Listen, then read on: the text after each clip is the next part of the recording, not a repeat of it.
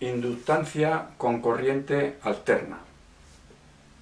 Vamos a ver cuál es la relación entre la corriente alterna que recorre una autoinductancia L mayúscula y la diferencia de potencial entre los extremos de dicha autoinductancia.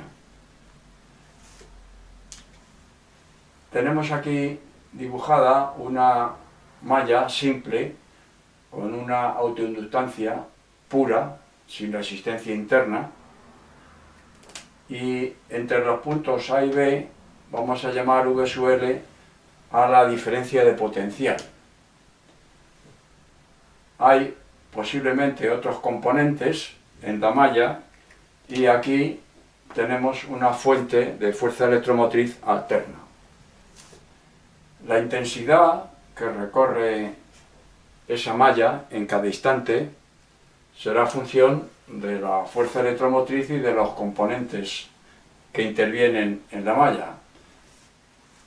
Tendrá el valor I de t igual a la amplitud I sub O por el coseno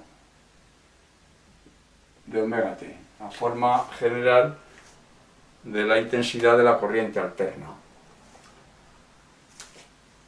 V sub L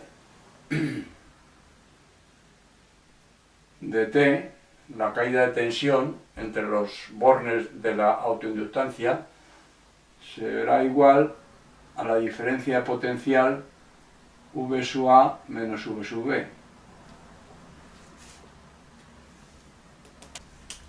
O sea que, como ya sabemos, en toda fuente de fuerza electromotriz, la diferencia de potencial en los bornes de dicha fuente es igual a la fuerza electromotriz menos la intensidad que la recorre por la resistencia interna. Como estamos considerando que es una autoinductancia pura, no hay resistencia interna. Podemos escribir que la fuerza electromotriz en valor absoluto generada en dicha autoinductancia es igual en valor absoluto a la diferencia potencial V sub A menos V sub B. La fuerza electromotriz es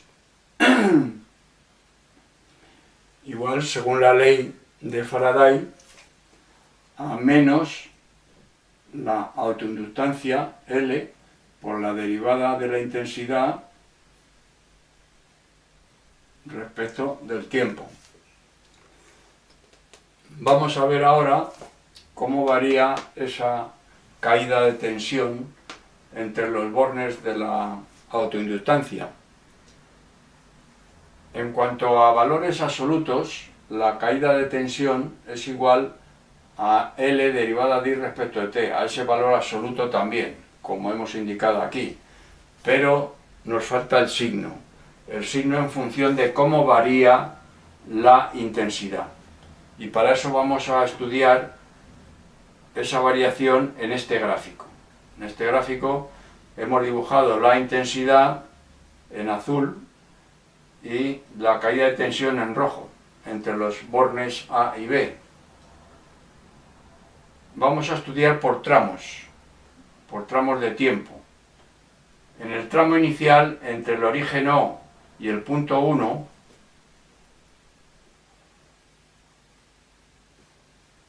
la intensidad la consideramos positiva, coincide con el sentido dado aquí en la figura, que va de A a B. Naturalmente la intensidad va por el interior de la autoinductancia. Lo hemos dibujado así esquemáticamente para indicar que la corriente va del punto A al punto B. Entonces la intensidad la consideramos mayor que cero en este tramo, en el tramo de tiempo o origen 1. ¿Cómo es la diferencial de I en este tramo? La diferencial de I es negativa porque la intensidad va bajando de valor, luego la diferencial de I es menor que cero.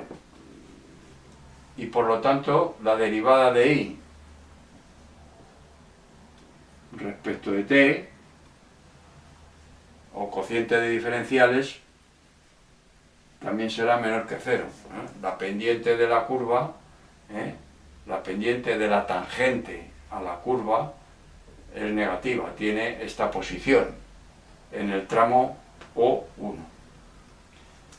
¿Qué pasa con la fuerza electromotriz? La fuerza electromotriz tiende a que esta bajada de intensidad sea menor, o sea que tiende a favorecer a la corriente.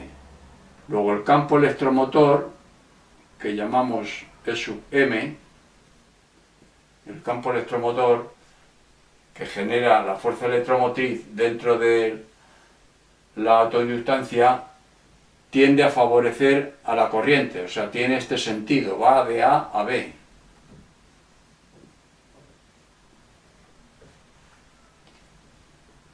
Luego entonces aumenta este campo electromotor el potencial en B y lo disminuye en A. Luego V sub B es mayor que V sub A. Por lo tanto, si V sub B es mayor que V sub A, V sub L es menor que 0. Vamos al tramo de tiempo 1,2.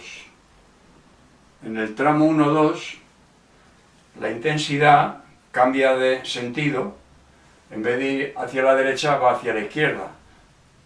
Luego I es negativa, la hemos dibujado por eso por debajo del eje de abscisas.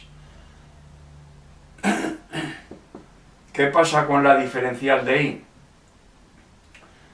Que también es negativa. La diferencial de I es negativa y la diferencial de I también es negativa. Va aumentando el valor absoluto de la corriente I. Según pasa el tiempo, si I es negativa, la diferencial de I es negativa, la intensidad en valor absoluto va aumentando. Por lo tanto, la diferencial de I respecto de t, o la derivada de I respecto de t, también es menor que 0. La pendiente de la tangente a la curva es similar a la pendiente de la tangente a la curva en la parte superior.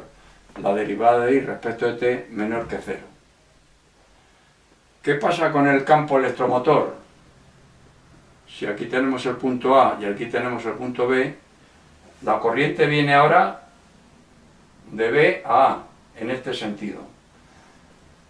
El campo electromotor, como el valor absoluto de la intensidad aumenta, según pasa el tiempo, el campo electromotor tiene que ir en contra de ese aumento, según la ley de Lehm.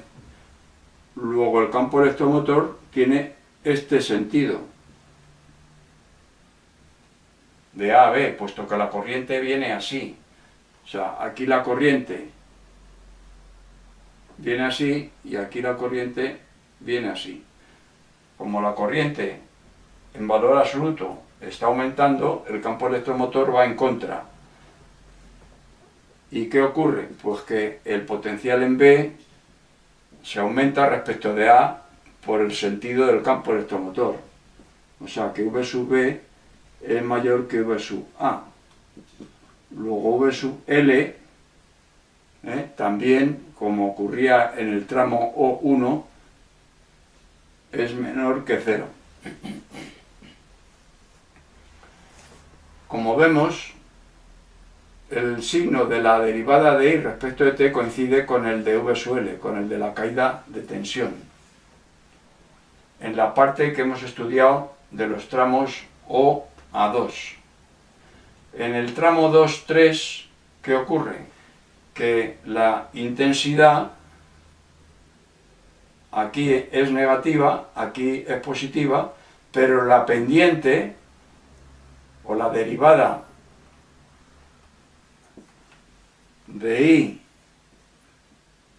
respecto de t es mayor que 0. O siempre se conserva el sentido de la pendiente, de la tangente a la curva. Bueno, pues si coincide el signo de la derivada de y respecto de t con el de v sub l, pues entonces aquí v sub l es mayor que 0. La caída de tensión VA menos VB es mayor que 0. Luego entonces la curva de V sub L, de la caída de tensión VA menos VB, es la que hemos dibujado aquí. Negativa en el tramo O a 2, porque la derivada de I respecto de t es negativa, y positiva de 2 a 3, y así va cambiando alternativamente.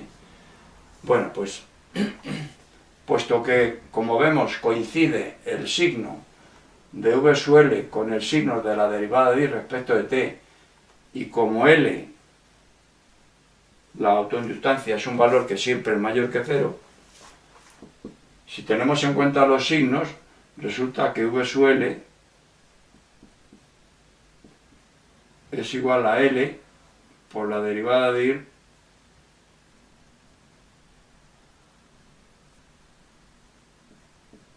respecto de t. Bueno, pues si tenemos en cuenta esta expresión y esta de la intensidad, v sub L de t, la caída de tensión entre A y B, será igual a L por I sub O por la derivada de coseno de omega t, que es omega por el menos seno, ponemos el menos delante, por el menos seno de omega t.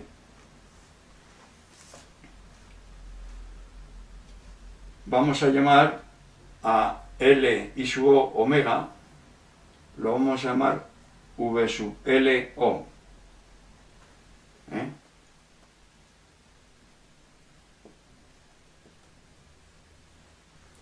Que será la amplitud de V sub L. Y otro cambio va a ser que el menos seno de omega t es igual al coseno de omega t más un cuarto de giro completo, un cuarto de 2pi, o sea, pi partido por 2, que es 90 grados. O sea que si hacemos esta sustitución y llamamos phi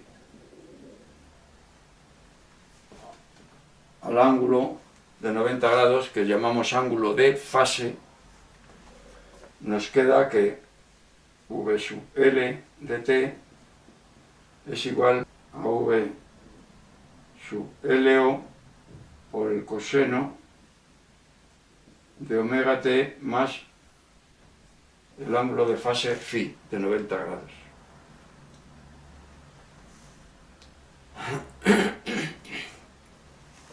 Si representamos los dos fasores, el fasor de la intensidad y el fasor de la tensión, aquí hemos representado en azul el fasor de la intensidad, y el fasor de la tensión tiene un ángulo que es omega t más phi más 90 grados. O sea que se dice que la tensión adelanta 90 grados a la intensidad.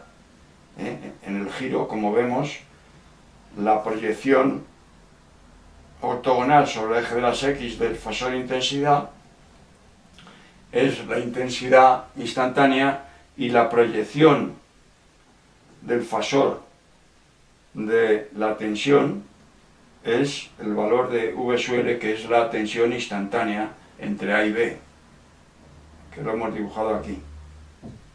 Bueno, pues vemos pues que la curva que hemos dibujado aquí es la que corresponde a la intensidad, y los fasores son los que hemos indicado aquí.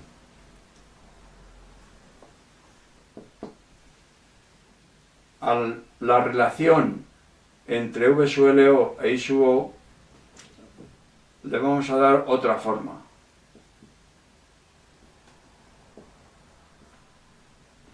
Si llamamos X u L al producto L por omega. X u L recibe el nombre de reactancia inductiva. Y estos son voltios, la intensidad en amperios, pues X u L tiene que venir medida en ohmios, como una resistencia. O sea que esto es la relación que cumple la amplitud de la tensión y la amplitud de la intensidad, a través de este factor que llamamos, vuelvo a repetir, reactancia inductiva.